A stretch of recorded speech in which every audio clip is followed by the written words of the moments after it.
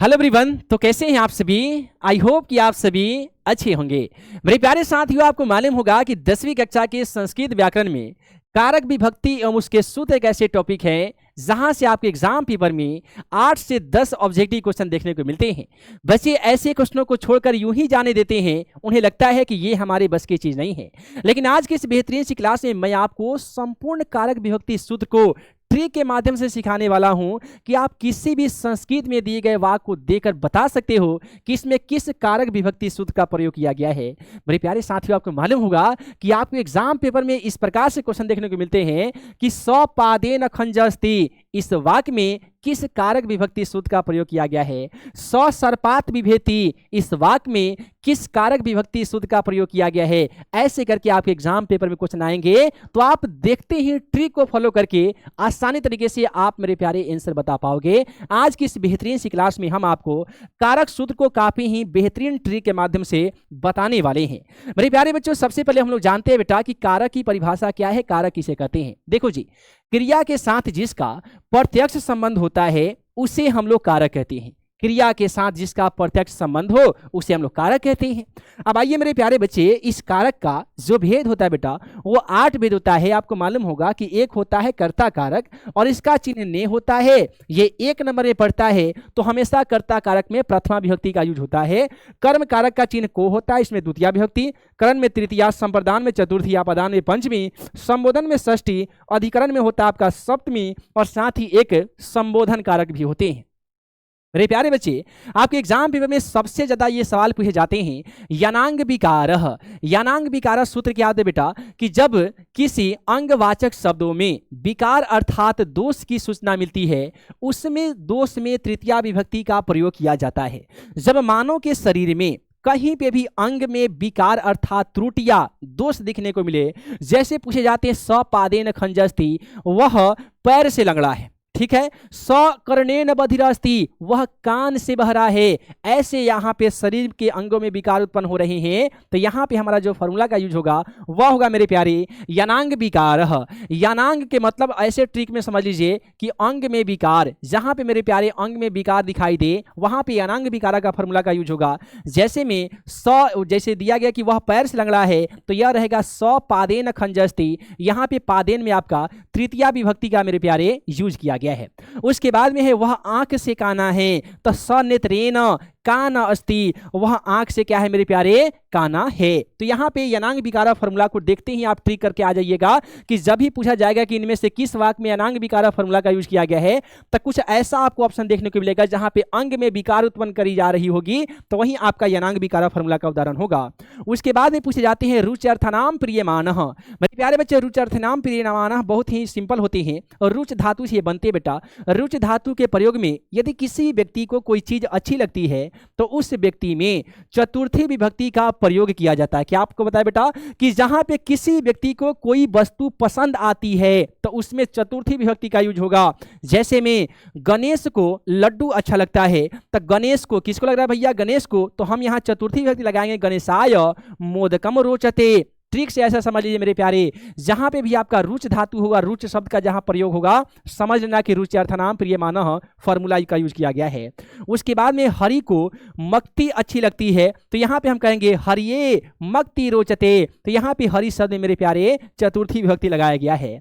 उसके बाद में सबसे ज्यादा पूछे जाने वाले क्वेश्चन ये है बेटा कि सहार्थे तृतीया। सिंपल ट्रिक इसका जान लीजिए, किसी भी वाक्य में सह मतलब होता है साथ, साकम मतलब भी होता है साथ, समम का मतलब भी साथ और सार्धम मतलब भी साथ। यानी सह साकम समम सार्धम, सह साकम समम सार्धम इत्यादि दिखाई दे तो इस शब्दों के योग में तृतीया विभक्ति होती है बेटा और इस फॉर्मूला का नाम है क्या, सहार्थे तृतीया। जैसे देख लो बेटा, राम के साथ सीता वन गई तो आपसे संस्कृत में दिया जाएगा कि रामेन सह सीता वनम अगच्छत या फिर रामेन सह सीता वनम गतः। तो यहाँ पे देखिएगा बेटा, तो राम में जो है तृतीया विभक्ति का यूज हुआ है। सवाल एग्जामिनर ऐसे भी पूछ सकता है कि रामेन सह सीता वनम अगच्छत, इस वाक्य में रामेन शब्द में कौन सी विभक्ति है? तो मेरे प्यारे बच्चे आप देखना कि सह लगा हुआ है, तो सह, साकम, समम, सार्धम इत्यादि शब्दों में तृतीया विभक्ति का प्रयोग किया जाता है।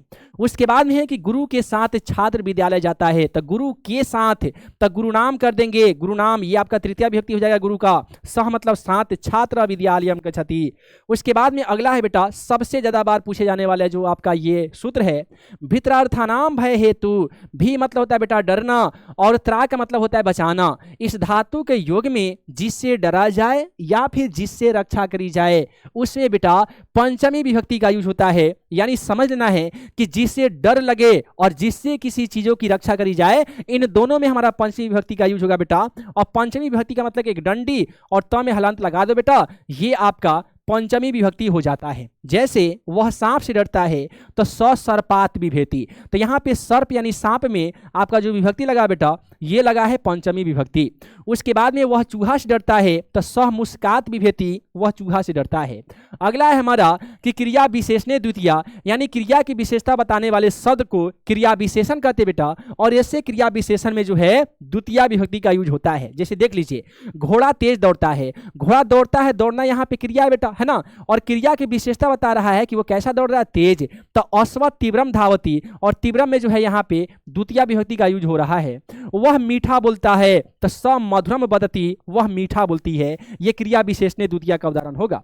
उसके बाद में है इथम भूत लक्षणे, या इसी को उपलक्षणे तृतीया भी कहते बेटा। उपलक्षण का अर्थ होता है चिन्ह, अर्थात किसी व्यक्ति के पद चिन्ह से जो युक्त होता है उसमें तृतीया विभक्ति का यूज होता है। जैसे वह पुस्तक से छात्र मालूम पड़ता है, सब पुस्तकेन छात्रा प्रतीयते। वह जटाओं से तपस्वी मालूम पड़ता, बहुत ज्यादा बार पूछा गया ये क्वेश्चन। तो स जटा भी तापस प्रतीयते, या फिर ज्ञायते या फिर तापसः। अगला है दानार्थी चतुर्थी। सिंपल वे में समझिए बेटा, यहाँ पे दिया गया दानार्थी चतुर्थी, अर्थात दान देने के योग में चतुर्थी विभक्ति का यूज होगा। जैसे राजा ब्राह्मण को गाय देता है तो राजा या फिर निरीपः या फिर विप्रायः, गौ या फिर धेनु ददाति। रमेश धोबी को कपड़ा देता है, रमेश राजकाय वस्त्रम ददाति, यहाँ पे राजकाय अर्थात धोबी में चतुर्थी विभक्ति का यूज हुआ है। अगला है नम, है ना, नम, स्वस्ति, स्वाहा, स्वधा, अलम। उसके बाद में सटयो के योग में चतुर्थी विभक्ति का यूज होता है बेटा। नम का मतलब होता है प्रणाम अर्थात नमस्कार करना, स्वस्ति मतलब होता है कल्याण करना, स्वाहा का मतलब होता है समर्पित करना, स्वधा मतलब समर्पित ही होता है, अलम मतलब थोड़ा, वसट मतलब समर्पित, इत्यादि शब्दों के योग में हमेशा चतुर्थी विभक्ति का यूज होगा, याद रखिएगा। जैसे श्री गणेशाय नमः, है ना, श्री गणेशाय नमः यानी श्री गणेश को प्रणाम हो, ठीक है। उसके बाद में है श्री हनुमान को नमस्कार हो, तो आप यहाँ पे श्री हनुमाय नमः ना कीजिएगा, क्योंकि हनुमत जो शब्द होता है बेटा, हनुमत को जब आप शब्द रूप में चलेंगे तो हनुमाय नहीं हनुमते हो जाएगा, श्री हनुमते नमः। उसके बाद में है अग्रि को समर्पित हो, यानी अग्रये स्वाहा, अग्रि को समर्पित हो। अगला है आपादान पंचमी, ये बहुत बार पूछा गया बेटा। आपादान पंचमी यानी दो वस्तुओं के बीच में अलग होने की जब बात करी जाए तो उसे आपादान कारक कहते हैं, और आपादान कारक में हमेशा पंचमी विभक्ति का यूज होता है, इसको याद रखना है। जैसे पेड़ से पत्ते गिरते हैं तो वृक्षात यानी पेड़ से, पत्राणी पतंती, पत्ते गिरते हैं। वह गांव से शहर गया तो सग्रामात, गांव से है इसलिए पंचमी विभक्ति लगा देंगे, इसी पंचमी, यानी ये हो जाएगा सग्रामात नगरम अगच्छत। अगला है आख्योपयोगे पंचमी, आख्यात उपयोगे पंचमी, यानी जिसमें नियम पूर्वक विधा सीखी जाती है उसमें पंचमी विभक्ति यूज होती है बेटा, याद रखना। वह गुरु से वेद सीखता है तो स गुरुओ वेदम अधीयते। मैं शिक्षक से संस्कृत पढ़ता हूँ तो अहम का मतलब मैं, शिक्षकात मतलब शिक्षक से, संस्कृत का संस्कृतम पढ़ता हूँ, पढ़ामी। उसके बाद में भुआ प्रभुआ, ये बहुत बार पूछा जा चुका है 10वीं कक्षा के पेपर में, तो भुआ प्रभुआ को याद रखिएगा बेटा। भू धातु के योग में जहां कोई चीज उत्पन्न होती है वहां पंचमी विभक्ति का यूज किया जाता है, इस बात को याद रखिएगा।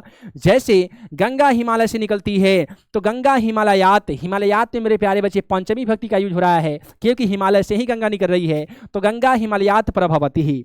उसके बाद में अगला हमारा सूत्र है यशच च निर्धारणम, ये मोस्ट इंपोर्टेंट है बेटा। जहां किसी व्यक्ति या वस्तु के समूह से किसी एक व्यक्ति या वस्तु का श्रेष्ठता बतलाई जाए उस समूह में सप्तमी विभक्ति का प्रयोग होता है। सप्तमी विभक्ति के अलावे हम इसमें षष्ठी विभक्ति का भी प्रयोग कर सकते हैं। जैसे कवियों में कालिदास श्रेष्ठ है, ये मोस्ट इंपोर्टेंट है बेटा, याद रखना।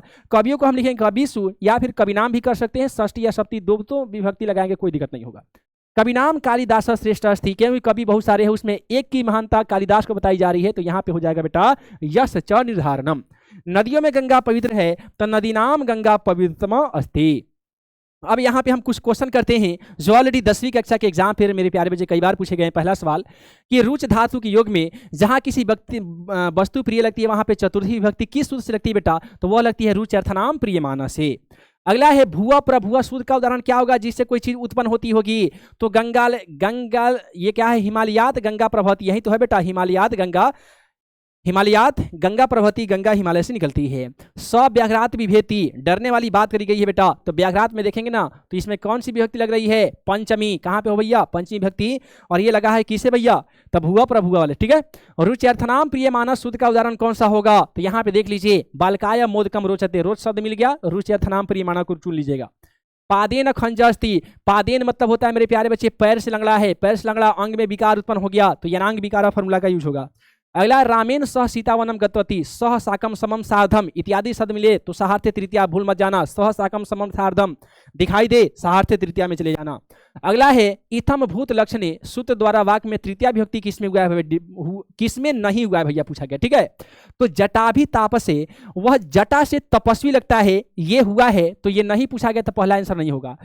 वस्त्रेण छात्र, वह कपड़ा से छात्र दिखता है, ये भी नहीं होगा बेटा। अयम वस्त्रेण सैनिक, वह वस्त्र से कपड़ा से सैनिक दिखता है, ये भी नहीं होगा। दंडेन घटा भवती, यही हमारा राइट आंसर हो जाएगा बेटा, यही इसका उदाहरण नहीं है। हे राम, ये संबोधन करी जा रही बेटा, तो संबोधने प्रथमा का यूज हम लोग करेंगे, जहां पे हम कैसे समझ लिए, देखिए ये उल्टा विषम आदि बोधक का चिन्ह का यूज किया गया, संबोधन में इसका यूज होता है। अभित परित सर्वत उभयतः इत्यादि के योग में मेरे प्यारे याद रखिएगा हमेशा द्वितीय विभक्ति का यूज होता है, जैसे ग्रामम परितः वृक्षासंति, विद्यालयम परितः वृक्षासंति आप ऐसे बना सकते हो, ठीक है। उसके बाद में यह च निर्धारणम सूत्र की प्रवृत्ति वाला जो वाक है वो नहीं हुई है। तनिपनाम परिस्मृति श्रेष्ठ ये भी है, कवि नाम यानी नरों में परिसमी मनुष्य श्रेष्ठ होता है, कवियों में कालिदास श्रेष्ठ है, ये भी है, कवि नाम कालिदास श्रेष्ठ है, ये भी सही है, लेकिन राग पुरुष मेरे प्यारे बच्चे ये नहीं होगा, ठीक है। तो इस प्रकार से मेरे प्यारे बच्चे आज की इस बेहतरीन सी क्लास में मैं मुकीम सर काफी बेहतरीन तरीके से आपको कारक विभक्ति के तमाम सूत्र को बेहतरीन अंदाज से बताया ताकि आपके एग्जाम पेपर में 8 से 10 नंबर जो है वो पक्का हो जाए। तो मेरे प्यारे बच्चे आज की इस बेहतरीन सी क्लास आप तमाम प्यारे बच्चों को कैसे लगा, नीचे एक प्यारा सा कमेंट करके और साथ ही इस वीडियो को लाइक करके हमें जरूर बताइएगा, और अगला आपको वीडियो किस टॉपिक पे चाहिए ये भी हमें जरूर बताइएगा। हमने हर एक टॉपिक पे वीडियो अपलोड कर रखी है बेटा, आप रिकॉर्डेड वाला सेक्शन में जाकर हर मेरा द्वारा बनाए गए हर एक वीडियो को देख सकते हो और एग्जाम पेपर में जाकर गर्दा उड़ा सकते हो। मैं मुकीम सर मिलता वाली क्लास में नए मजेदार से वीडियो लेक्चर के साथ, तब तक के लिए आप तमाम प्यारे बच्चों क्लास में बने रहने के लिए बहुत बहुत धन्यवाद।